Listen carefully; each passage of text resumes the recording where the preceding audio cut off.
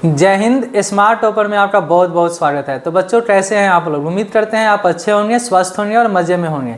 तो बच्चों, दो चर वाले रैखिक समीकरण युग्म में के इस वीडियो सीरीज में बहुत सारी बातें हमने सीख ली हैं।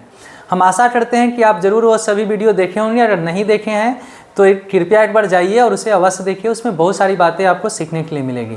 सबसे पहले हमने आपको बतलाया था कि दो चर वाले रैखिक समीकरण क्या होते हैं, उसके फुल कॉन्सेप्ट हम आपको बतलाए थे। फिर उसके बाद ग्राफीय विधि से भी हल करना हमने सीख लिया है, विलोपन विधि से भी हल करना सीखा, प्रतिस्थापन विधि से भी। आज एक और नई विधि के साथ हम लोग हाजिर हुए हैं। ये जो नई विधि है यह है ब्रज गुणन विधि। यानी ब्रज गुणन विधि से दो चर वाले रैखिक समीकरण का किस प्रकार से हल किया जाता है, यह हम आज की क्लास में सीखने वाले हैं। तो बच्चों, एंड तक आप हमारे साथ बने रहिए। आपको ब्रज गुणन विधि आज सीख जाइएगा अच्छी तरह से। आइए देखते हैं कि ब्रज गुणन विधि क्या है। ये बहुत ही इंपॉर्टेंट विधि है, क्योंकि जब परीक्षा में पूछता है ना तो वहाँ पे जोर दे के पूछता है कि आप ब्रज गुणन विधि से बनाइए, यानी फरमाइश कर देता है कि आप इसी विधि से बनाइए। तब तो हमें ये विधि आनी चाहिए। यदि हम यह विधि नहीं जान रहे होते तो दूसरा विधि से बना देंगे तो हमें मार्क्स तो मिलेंगे नहीं। तो इसलिए बेटा हमें सभी विधि को सीखना जरूरी हो जाता है। तो आइए आज हम लोग सीखते हैं ब्रज गुणन विधि द्वारा दो चर वाले घातीय समीकरण का हल कैसे किया जाता है। इससे पहले आप यदि हमारे चैनल पर नए हैं तो कृपया हमारे चैनल को सब्सक्राइब कर लीजिए, लाइक कीजिए और अपने दोस्तों के साथ शेयर कीजिए। तो आइए देखते हैं by cross multiplication Vidhi method या ब्रज गुणन विधि क्या है। ब्रज, देखिए ब्रज माने बाहु होता है, भुजा, और गुणन यानी क्रॉस मल्टीप्लिकेशन, तिरछा तिरछी गुना करने के जो विधि है उसके द्वारा हमें दो चर वाले रैखिक समीकरण का हल ज्ञात करना है। देखिए अपने पास दो समीकरण दिए हुए रहेंगे, इनमें से किसी एक को बेटा सबसे पहले हम समीकरण 1 मानते हैं। सबसे पहले हम किसी एक समीकरण को समीकरण 1 मानेंगे और जो दूसरा बचा उसे समीकरण 2 मानेंगे। इसमें एक भी और जरूरी बात आपको बतला दें, वो ध्यान देने वाली है कि जो अचर पद हैं जो बराबर के इस तरफ होते हैं उनको उठाकर इस तरफ लाना है और बराबर के उस तरफ 0 रखना है। ये बात आपको ध्यान रखनी है। जैसे यहाँ देखिए बराबर के इस तरफ मेरा -5 है तो इनको उठाकर इस तरफ लाना है और इधर 0 रखना है। हर हाल में हमें बराबर 0 ही रखना है। तो उसके लिए बेटा हम क्या करेंगे, देखिए 2x - 3y और ये जो -5 है इसको उठा के पार्टी ले आएंगे तो ये +5 हो जाएगा। तो बराबर मेरा कितना बचा, 0। समझ रहे हैं बात? ये है मेरा समीकरण 1, लिख देते हैं यहाँ समीकरण 1। और दूसरा देखिए 3x + y और इसे भी इस तरफ उठा कर ले आएंगे तो ये प्लस में 2 है तो इस तरफ क्या होगा, -2 बराबर 0। ये है समीकरण 2। यानी सबसे पहले क्या करना होता है कि जो अचर पद यदि बराबर के उस तरफ दिए हुए हैं तो उनको बराबर के इस तरफ ले आना है, बराबर के उस तरफ 0 रखनी है। ठीक है। अब उसके बाद देखिए बेटा जो प्रोसेस हम आपको बतलाएंगे, ध्यान से सुनिए। सबसे पहले हम x लिखते हैं अपॉन x को तोप लेंगे बेटा। तो जब x को तोपेंगे तो जो यहाँ y के साथ में है गुणांक है उसको से ऐसे तिरछा तिरछी गुना करते हैं। तो यहाँ क्या है, -3 और यहाँ है -2। तो हम लिखेंगे -3 और गुने -2। बोलिए ये बात समझ में आया? कोई दिक्कत नहीं है। यानी पहले हम x को तोपेंगे तो ऊपर से नीचे की ओर आते हैं, ऊपर से नीचे, यानी -3 में -2 से गुना करेंगे और बीच में माइनस देंगे। हर प्रश्न में ये माइनस देना ही देना है। ठीक है।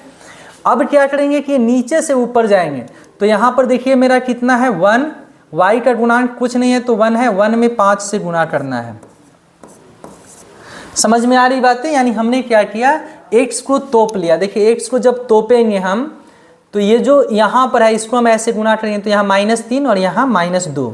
बीच में हर प्रश्न में ही हमें माइनस देना है। फिर यहाँ से ये तिरछे तिरछी गुना करते हैं तो यहाँ 1 है और यहाँ 5 है तो 1 × 5। ठीक है। उसके बाद बेटा दूसरा यानी बराबर लिखेंगे हम और अब लिखेंगे -y। क्या लिखेंगे, -y लिखते हैं हम, -y लिख दिए। और इस बार ये मत सोचिएगा कि यहाँ माइनस है इसलिए माइनस दिए हैं, यहाँ प्लस रहे माइनस रहे कुछ भी रहे हम यहाँ माइनस देंगे। ठीक है। और अब ये जो दूसरा पद है इसको हम तोप लेते हैं, यानी y वाला पद हम तोपेंगे।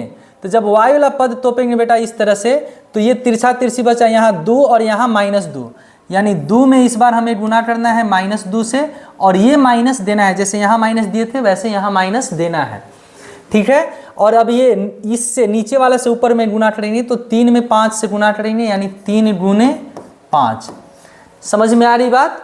फिर उसके बाद देखिए कुछ भी हो, अचर पद मेरा कुछ भी हो, यहाँ हम बराबर प्लस में 1 लिखेंगे। समझ में आ रही बात है। कुछ भी यहाँ 5 है, 2 है, 1 है, कुछ भी रहे हम लिखेंगे यहाँ 1। और ये अचर पद को इस बार हम तोप लेंगे। तो अचर पद को तोपेंगे तो यहाँ देखिए 2 है और यहाँ 1, इसको तोपते हैं तो यहाँ 2 और यहाँ 1, यानी लिखेंगे बेटा 2 × 1। अब बीच में माइनस देना है, यहाँ भी माइनस, यहाँ भी माइनस, यहाँ भी माइनस, ठीक है। उसके बाद देखिए जब इसको तोपे तो एक बार इससे इस पे गुणा किया और एक बार इससे इसमें करेंगे तो यहाँ 3 है और यहाँ -3, यानी 3 × -3, ठीक है। इस तरह से बेटा हम बारी बारी से पहले x को तोपते हैं, फिर y को तोपते हैं, फिर अचर पद को तोपते हैं। x को तोपते हैं ये प्लस में ही रहता है, लेकिन ये ध्यान देना है कि जब y को तोपना है तो ये माइनस में, बाकी फिर ये प्लस में होगा। अब इनको हम हल करेंगे तो x बटा ये देखिए माइनस माइनस प्लस 3 दूनी 6 हो जाएगा। -1 में 5 से गुना कीजिएगा तो 5। यहाँ देखिए -y, इनको हल कीजिएगा तो ये -4 और ये -3 बचे 15। फिर यहाँ बेटा 1, 2 में 1 से गुना करेंगे तो 2, और ये माइनस माइनस प्लस 3 में 3 से तो 9। समझ रहे हैं बात। फिर उसके बाद देखिए x बटा 6 में से 5 जाएगा तो कितना बचेगा 1। यहाँ -y बटा -4 और -15 कितना होगा -19, अब बराबर 1, अब बटा 9 और 2 कितना होता है 11, ठीक है। अब इसके बाद बेटा, इसके बाद हम क्या करते हैं, एक बार इतना बराबर ये ले लेते हैं, लिखेंगे यदि x बटा 1 बराबर, यानी एक बार x बराबर अचर पद लेते हैं तो 1 बटा 11, तीसरा तीसरी गुना कीजिएगा तो यहाँ से 11x बराबर 1 आएगा, तो x बराबर आ जाएगा मेरा, यही तो है ही, x बराबर तो ये है ही, इतना करने की भी क्या ज़रूरत है, नीचे तो ये 1 ही है। तो एक तो मेरा यहीं से आंसर आ गया, x बराबर 1/11, ठीक है। समझ रहे हैं बात। ये देखिए x बराबर 11 मेरा आंसर आ गया। और दूसरा जो है अब हम y बराबर लिखते हैं, तो ये बेटा माइनस माइनस जो है वो कैंसिल हो रहा है, तो y बटा 19 तथा लिख देते हैं, तथा y बटा 19 बराबर 1/11। अब यहाँ से इनको हम तिरछा तिरछी गुना करेंगे तो ये मेरा हो जाएगा 11y बराबर 19, तो y बराबर 19/11। तो इस तरह से देखिए x और y दोनों का मान हमारा निकल चुका है।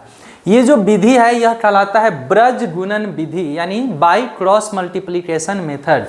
तो क्रॉस मल्टीप्लिकेशन मेथड में हमें सबसे पहले क्या करना रहता है कि जो अचर पद है उसको इस तरफ लेके चले आएंगे, बराबर में 0 ही रखना है दोनों समीकरण में। बारी बारी से जब हम पहले x तोपे तो ये तिरछा तिरछी ऐसे गुना करते हैं यहाँ से, और ध्यान रहे कि चर राशि नहीं लिखते हैं, जो अचर राशि उनके साथ है उन्हीं को हम गुणा में लेते हैं, जो गुणांक है। तो -3 गुने -2 और बीच में माइनस देना रहता है, 1 गुने 5, फिर बराबर इस बार प्लस रहे या माइनस, y माइनस में ही लेंगे, फिर y को तोपेंगे तो इनको ऐसे तिरछा तिरछी गुना करेंगे, फिर बराबर 1 लेते हैं और फिर ये जो बचा इनको गुना करते हैं। इस प्रकार से हल की जाती है, ठीक है। उतार लीजिए एक बार इसे, और आइए एक और भी उदाहरण हम देखकर समझते हैं। देखिए एक प्रश्न अपने पास ये भी है, 2x + 3y बराबर 19 और 3x + 4y बराबर 26, ठीक है। तो सबसे पहले क्या करना रहता है, सबसे पहले हमें जो अचर पद है उनको इस तरफ लाना है, यानी 2x + 3y - 19 बराबर 0, ठीक है। ये है अपना समीकरण 1। और जो दूसरा है यह है 3x + 4y, ये प्लस में 26 है तो इस तरफ आ जाएगा, तो -26 बराबर 0, ये समीकरण 2, ठीक है। इतना करने के बाद हम क्या करते हैं कि x को बाहर रखते हैं, x को ऊपर रखेंगे, यानी x को तोपेंगे तो ये देखिए y के गुणांक और इसको हम तिरछा तिरछी गुना करेंगे, तो 3 गुने -26, 3 गुना -26, समझ रहे बात। फिर यहाँ माइनस देना रहता है, इसको तोपेंगे तो नीचे से ऊपर जाएंगे, तो 4 में -19 से गुना करेंगे, यानी 4 गुना -19। x तोपने पे ये एक बार ऊपर से नीचे और एक बार नीचे से ऊपर और बीच में देना है माइनस, ठीक है। उसके बाद क्या करते हैं बेटा, तो उसके बाद हम -y लिखते हैं। -y ये प्लस में है या माइनस में वो मैटर नहीं करता है, हम -y ही लिखेंगे। और इनको अब तोपेंगे तो ये देखिए यहाँ से तिरछा तिरछी गुना करेंगे तो 2 गुने -26 यानी 2 गुना -26, बीच में सर यहाँ माइनस देना है और फिर ये नीचे से ऊपर जाना है तो 3 गुना -19, 3 गुना -19, ठीक है। अब बराबर अब क्या करना रहता है, उसके बाद हम अचर पद को तोपेंगे तो 1 लिखेंगे। जब हम अचर पद को तोपते हैं तो 1 लिखते हैं और प्लस में लिखा जाता है। अचर पद को तोपेंगे बेटा, ये वाला पद तोप लेंगे तो 2 गुना 4 और फिर 3 गुना 3 होगा, तो यानी 2 गुना 4 और -3 गुना 3। अब इनको हम हल करते हैं तो x अपॉन, इसको जब गुना करेंगे तब प्लस माइनस में गुना होता है तो माइनस होता है। ये देखिए 6 18 और द्वितीय 6 1 7, ठीक है, ठीक है ना, 6 18 3 दूनी 6 1 7, ठीक है। माइनस माइनस प्लस, 9 4 36, 4 और 3 7, ठीक है। उसके बाद यहाँ पर देखिए -y, 26 दूनी 52 और माइनस माइनस प्लस 19 या 57, ठीक है। उसके बाद आगे देखिए तो 1, ये 2 दूनी 4 दूनी 8 और -3 तिहाई 9, समझ रहे बात। अब इनको हल करेंगे तो x बटा देखिए बतलाइए -78 और +76 तो -2 होगा। यहाँ -y बटा 57 में से 52 जाएगा तो 5 बचेगा और बराबर 1 बटा ये 8 में से -9 जाएगा तो -1 बचेगा, ठीक है। इतना हो जाने के बाद हम एक बार x बराबर अचर पद लेते हैं और एक बार y बराबर अचर पद लेते हैं। तब लिखेंगे हम यदि x बटा -2 बराबर 1 बटा -1, ठीक है। तो ये माइनस से माइनस कैंसिल होगा तो x बराबर तिरछा तिरछी जब गुना कीजिएगा तो कितना आने वाला है 2। तो देखिए x का मान अपना आ चुका है। और दूसरा जो है तथा y जो है यानी y कितना है -y बटा 5 अब बराबर है बेटा 1 बटा -1, तिरछा तिरछी गुना करेंगे जब यहाँ से हम तो ये माइनस माइनस प्लस y हो जाएगा और ये 5 में 1 से गुना करेंगे तो 5 हो जाएगा तो y बराबर 5।